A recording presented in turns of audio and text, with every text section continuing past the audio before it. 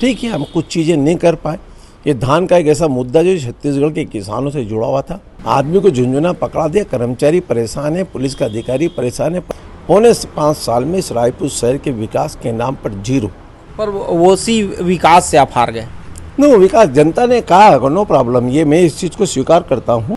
चुनाव नज़दीक आ गए हैं, वैसे में अपने अपने दावे शुरू हो गए हैं। कोई कहता है कि धान का समर्थन मूल्य और धान के बम्पर रेट देने से किसान उनके साथ आते हैं, तो कोई कहता है कि इंफ्रास्ट्रक्चर मजबूत होने से शहरी मतदाता उस सरकार की तारीफ करते हैं और उस सरकार की तरफ जाते हैं।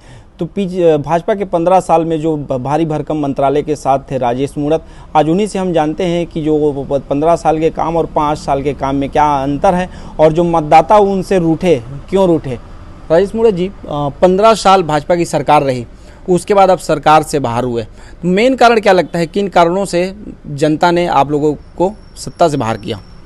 देखिए, सामान्यतः जिस समय छत्तीसगढ़ राज्य की निर्माण के बाद में उस समय की सरकार, जोगी सरकार, उसके बाद भारतीय जनता पार्टी की सरकार, छोटा राज्य हो, समृद्धशाली राज्य हो, खुशहाल राज्य हो, उसकी परिकल्पना अटल बिहारी वाजपेयी जी ने करके एक छोटा राज्य बनाया। बस्तर से लेकर सरगुजा तक शहरी सेक्टर, डोंगरगढ़ से लेकर के जसपुर कोरिया तक, ये शहर पूरा प्रदेश में रहा है। उस समय भी कांग्रेस पार्टी की सरकार के पूर्व मुख्यमंत्री भी कई रहे हुए, 10 साल तक श्यामाचरणजीत शुक्ल रहे, मोतीलाल वोरा जी रहे, लेकिन छत्तीसगढ़ पिछड़ा ही रहा। छत्तीसगढ़ की प्रगति, उन्नति के मार्ग कभी प्रशस्त नहीं हो। यह तो राज्य बनने के उपरांत अटल बिहारी जी ने एक राज्य बना दिया और राज्य की बात में एक कार्य योजना व्यवस्थित अनुरूप बना करके आम जनता को लाभ कैसे मिले और शहर का विकास और गांव का विकास कैसे हो, एक संपूर्ण योजना बना करके बीजेपी ने काम करना प्रारंभ किया।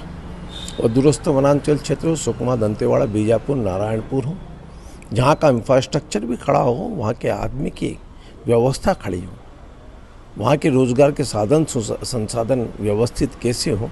जब गांव में कोई रोड बनेगी तो गांव में मास्टर भी जाएगा, पटवारी जी आएगा, तहसीलदार भी जाएगा, और गांव में विकास की जब गाथा लिखी जाएगी तो वहाँ पर आदमी को आने जाने में सुविधा भी होगी। एक रायपुर जिला हुआ करता था, जिसकी रायपुर जिले की दूरी 213 किलोमीटर थी। ये एक रायपुर जिला था जिसकी 20 विधानसभाएँ आती थी और 213 किलोमीटर देवभोग। कहाँ से इंफ्रास्ट्रक्चर, कहाँ कौन जाएगा, आदमी कौन अधिकारी उसकी देखरेख करेगा।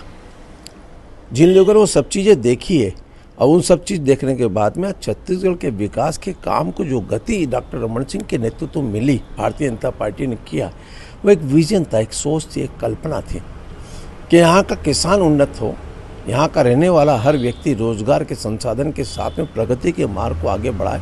वही हम अन्य स्टेटों के अंदर घूमने जाते थे, देखने जाते थे, वो स्टेट की तरक्की देखते थे, रोड देखो, इंफ्रास्ट्रक्चर देखो, वहाँ पर अच्छी चीज़ें देखने को मिलती, उसकी तारीफ होती। तो हमने भी उसी विजन के साथ छत्तीसगढ़ की आम जनता की इनकम भी बढ़े, छत्तीसगढ़ के रहन सहन का तरीका भी सुदृढ़ हो और छत्तीसगढ़ के विकास की गाथा भी आखिर लिखी जाए, ये जॉइंट योजनाबद्ध तरीके से बना करके बीजेपी ने अपने 15 साल के कार्यकाल में किया।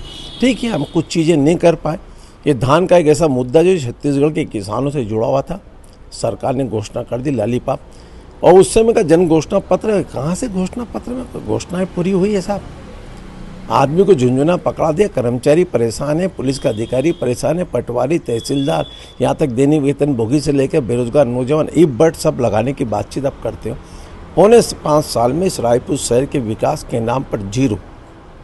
माननीय मुख्यमंत्री ने 2 दिन पहले रायपुर शहर में 1000 करोड़ की बातचीत की।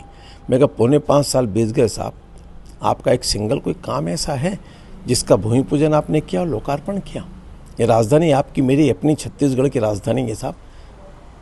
मंत्रालय बिल्डिंग बन करके तैयार है, बढ़िया, एक नंबर का नया रायपुर उजड़ता हुआ दिख रहा है। मंत्रालय की पुताई नहीं करा सकते, शौचालय में बदबू आ रही, वहाँ के लोग शिकायत कर रहे हैं, मेंटेनेंस के नाम पे जीरो। भारी भरकम मंत्रालय आप संभाले थे, मतलब भारी भरकम का कहने का मतलब है कि मजबूती वाला विभाग आपके पास था, लोक निर्माण विभाग। लोक निर्माण विभाग के तहत काम तो किए आप, लेकिन काम पूरे प्रदेश में किए, लेकिन आप पश्चिम अपने विधानसभा हार गए। जनता ने कुछ सोचा होगा, कुछ समझ करके। मैं भी जब जीत के आया तो एक समय दिग्गज बहुत बड़े नेता हुआ करते, तरुण दादा, उनके सामने मैं भी जीत करके आया हूँ उसके में। जनता ने 3 बार अवसर दिया और इस शहर की एक पहचान दी। मैंने एक कोशिश की कि रायपुर कुछ डेवलप होना चाहिए। कभी रायपुर में ऑडिटोरियम नहीं होता था साहब, कभी रायपुर के अंदर स्टेडियम नहीं होता था साहब, रायपुर की रोडें नहीं थी, योजनाबद्ध तरीके से कभी फ्लाईओवर नहीं बना, कभी अंडरब्रिज नहीं बना, ये चारों तरफ कभी गार्डन नहीं हुआ करता था यहाँ पर रायपुर के अंदर। जाकर वो मोती बाग के गार्डन के नाम पे या कहीं कुछ था ही नहीं। धीरे धीरे कोई इंस्टीट्यूट नहीं था साहब रायपुर में अच्छे। अभी जो आप कितने सालों का विधायक का सफ़र था, कौन कौन से मंत्रालय आपने संभाले, उन मंत्रालयों की उपलब्धि किन जगहों पे दिलाने में आप सफल हुए, राजनीतिक रूप से कहाँ पे पिछड़े आप? देखिए, मैं 15 साल रहा हूँ। पहली बारी में स्कूल शिक्षा PWD के अंदर रहा हूँ, इंडस्ट्रीज में रहा हूँ। स्कूल शिक्षा में आया, पाठ्य पुस्तक निगम का गठन किया था। प्राइवेट सेक्टर की किताबें चलती थी, मैंने पाठ्य पुस्तक निगम का गठन किया। मुफ्त में बच्चों को कक्षा 8वीं तक की जाति वर्ग समाज से ऊपर उठ करके सरकारी हो या प्राइवेट स्कूल हो, सबको मुफ्त में किताब मैंने योजना चालू की। वह काम मैंने आगे बढ़ाया। संकुल के पैसा आते थे, बंदर बाट होती थी, मैंने वो बंद कर दिया। स्कूल का इंफ्रास्ट्रक्चर, जिस ज़माने में योगी सरकार था, अगर आपका बच्चों को पढ़ाना कक्षा 12वीं तक पढ़ाना है तो आप हाई स्कूल अपने पैसा खर्च करके गांव के अंदर एक समिति बनाकर जन भागीदारी से स्कूल चला साहब। स्कूल नहीं बचे।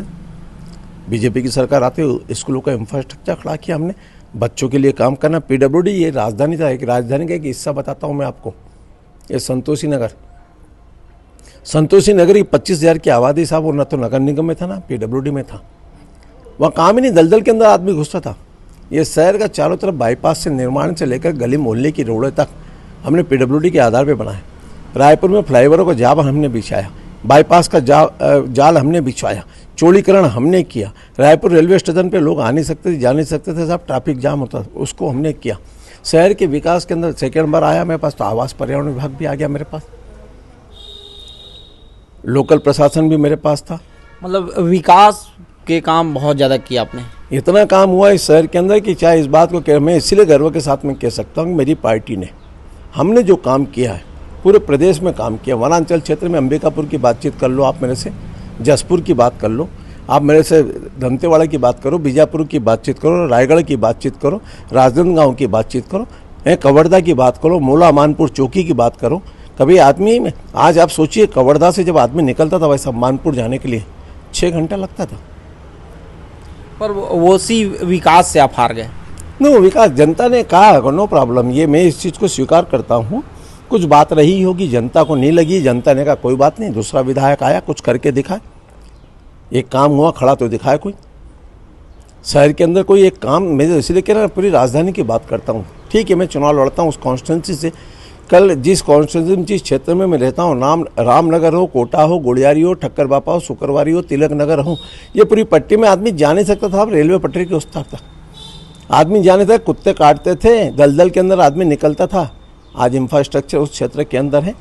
आज व्यक्ति रात को 2 बजे भी जाए, भारत माता चौक का निर्माण किया हूँ, चाहे भाटा गांव की बातचीत करें, चाहे सरोना की बातचीत करें, चारों तरफ इंफ्रास्ट्रक्चर। रायपुर में जितने भी बड़े काम हैं, हर काम की एक छाप है तो भाजपा का नाम है उस पर। पार्टी सीट चेंज कर देती है, ऐसा सुनने में है कि कुछ पार्टी अपनी तरफ से शहरों का विशेष तौर पे वो चिन्हांकित करके शहरों का सर्वे करा रही है कि कौन नेता कहाँ पे फिट बैठेगा। तो आप पश्चिम से, आपकी विधायकी रही है, पश्चिम से काम किया है, अगर दूसरे क्षेत्रों में भेज देंगे तो उतना ही मजबूती से लड़ेंगे। मैंने कहा ना, जहाँ कहेगी पार्टी वो काम करना मेरा काम है। पार्टी कहेगी तेरे को संगठन में काम करना है, पार्टी कहेगी कार्यालय में बैठना, तेरे को चुनाव प्रचार में जाना है, कोई चुनाव लड़ना, जनप्रतिनिधि बनना है, जो भी कहेगी साहब उस पार्टी का झंडा है और उसका चुनाव चिन्ह कमल छाप, उसके लिए काम करना। मैं 0 हूँ सर, मेरे आगे 1 लगा तब 10 बनाऊँ। और जब मैं पहली बार भी विधायक बना ना, मैं कभी ज़िंदगी में ये तैयारी नहीं की थी कि मेरे को विधानसभा चुनाव लड़ना है। तो ये बात तो सीएम साहब भी कहते हैं कि जब राजेश मूणत आया था, जो 0 में आया था, एक पुराना मोटरसाइकिल लेके आया था, इतना पैसा कहाँ से आ गया? ये तो अक्सर उनका वो बयान में आता है कि राजेश मूणत खुद से बताता है कि मैं एक मोटरसाइकिल लेके आया था, तो अब इतने संपत्ति कहाँ से आ गए उसके पास? मैं इसीलिए कह रहा हूँ ना, मैं IT रिटर्न भरता हूँ, मेरे परिवार के बच्चों का भी है। मेरी 1984 प्रिंटिंग प्रेस का धंधा है, उस समय ऑफसेट लिखा है, तब से लेकर के आज तक भी धंधा कर रहा हूँ। धंधा मेरा बंद नहीं हुआ। तो अब प्रिंटिंग प्रेस आज भी चल रहा है? बिल्कुल, मेरा बढ़िया धंधा, 1 नंबर का। सरकारी काम नहीं करता हूँ साहब। अच्छा, सरकारी काम नहीं करते आप, पूरे टोटल प्राइवेट काम करते हैं? प्राइवेट काम करता हूँ, जनता के सहयोग से काम करता हूँ। मेरा व्यापार अच्छा फलता फूलता व्यापार है, कोई टेंशन नहीं है। मैं राजनीति मेरा व्यवसाय नहीं है साहब।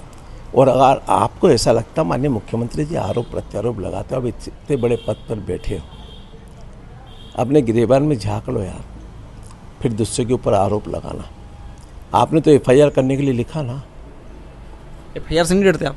क्यों डरे? कुछ करा हो तो डरे। और ये फोकट भक्तियों से डरने वाला वो राजेश मूणत नहीं है साहब। जनता के लिए काम किया करता रहूँगा और जनता ही मेरी सबसे बड़ी पूंजी है। इस बीजेपी का कार्यकर्ता है, ये डराने धमकाने वाले कहीं आए हो कहीं चले गए। राजनीति करूँगा, सिद्धांत और विचारों को करूँगा। जिस दिन नहीं जमेगा उस दिन पार्टी छोड़ कर काम नहीं करूँगा। इस पार्टी में एक कार्यकर्ता के रूप में काम करूँगा। तो वो अगर मान लीजिए पार्टी अभी भी सांसदों के लिए विचार कर रही है, कोई सांसद आपके विधानसभा में फिट हो बैठ गया, तो फिर आपके लिए क्या बच जाएगा? कमल। अभी जो अमित शाह जी की बड़ी रणनीति वाली बैठक हुई, तो क्या कोई हिंट मिला कि तैयारी करना, जैसे पहले सिग्नल दे दिया जाता है कि जिसको चुनाव लड़ना है कि भाई अंदर से तैयारी करो, क्योंकि दावेदार तो बहुत रहते हैं, तो अपना किधर से सिग्नल मिला, कुछ तो बता दीजिए। मेरा कहीं कुछ नहीं, मैं तो लोग लगातार लगा हूँ। 4.5 से पौने 5 साल हो गए सरकार से लगातार लड़ाई लड़ रहा हूँ, क्षेत्र में काम करता हूँ। कौन से क्षेत्र में ज़्यादा जा रहे हैं आप बताइए? मेरा पश्चिम भी है, पूरे रायपुर में घूमता रहता हूँ। मेरा कोई तकलीफ नहीं भगवान की दया से। मैं प्योरली बीजेपी का कार्यकर्ता हूँ। पश्चिम से ग्रामीण भेज देंगे तो कोई तकलीफ नहीं लड़ाएंगे तो भी कोई तकलीफ नहीं। भाजपा कार्यकर्ता हूँ, जो मेरे को पार्टी काम कहेगी वही मैं काम करूँगा। मेरा उद्देश्य है कि भारतीय जनता पार्टी की छत्तीसगढ़ में सरकार बनाना और ये घोटालेबाज, ये भ्रष्टाचार सरकार से छत्तीसगढ़ को मुक्त कराना। क्योंकि जिस प्रकार से छत्तीसगढ़ की नींव रखी गई है और जिस प्रकार के नए नए हथकंडे अपना करके सरकार भ्रष्टाचार के नए नए आयाम करती है, उससे मुक्ति कराना। रायपुर सर मैं चला जाऊंगा, कोई दूसरा चला जाएगा, लेकिन रायपुर तो रहेगा ना, राजधानी तो रहेगी ना। तो इसके डेवलपमेंट के सोतेले व्यवहार क्यों करते मुख्यमंत्री रायपुर के साथ में? क्या रायपुर व्यवस्थित नहीं होना चाहिए? क्या रायपुर कुछ नहीं किया? रायपुर कुछ नहीं, 0% साहब। एक गए थे उद्घाटन करके आए थे, 3 बार बूढ़ा तालाब पर काम हो गया। जिस दिन बटन दबाया उस दिन वो फुवारा चालू नहीं हुआ, तब से लेकर के आज तक नहीं हुआ। किसी एक के खिलाफ में कार्रवाई की क्या? रायपुर में रोज के अंदर बदलापुर के रात पूरा शहर खुदा पड़ा है साहब। बेरहमी से पूरे शहर को आपने कुचल करके रख दिया। एक काम बताओ ना, सड़कें नहीं है, नाली नहीं है, चारों तरफ गुंडागर्दी है।